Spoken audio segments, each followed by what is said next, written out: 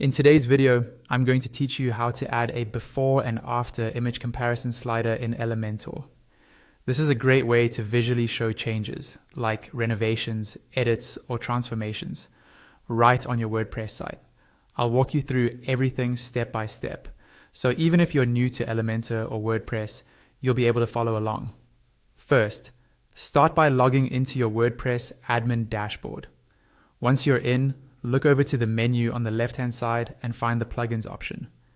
Hover your mouse over plugins and then click on Add New. This will take you to the plugin installation page where you can browse and search for plugins. At the top left of this page, you'll see a search bar. Click in that search bar and type Piotnet, then press Enter on your keyboard. After a moment, you'll see a list of results. From these results, look for the plugin called Piotnet Add-ons for Elementor. When you've found it, click on it to open its information page. On the left panel of that page, you'll see an option to install and activate. Click that button. WordPress will handle the installation and activation for you, and once that's finished, you'll be taken back to your list of installed plugins. Now, it's time to choose which page you want to add the before and after slider to. Again, look at the left panel in your dashboard and find Pages, then click it. You'll see a list of all your pages.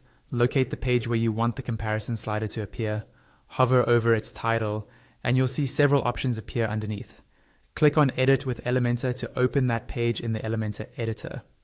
Inside Elementor, look at the left panel where all your widgets and elements are. Use the search bar there and type PFA. This will filter the widgets from the Piotnet add-ons. From the filtered list, find the widget named PFA Before After Image Comparison Slider. Click and drag this widget onto your page and drop it exactly where you want your before and after images to appear. Once you've added the widget, its settings will show up in the left panel. First, set your before image. Click on the option that says Choose Image for the before image. A pop-up will appear giving you 3 choices.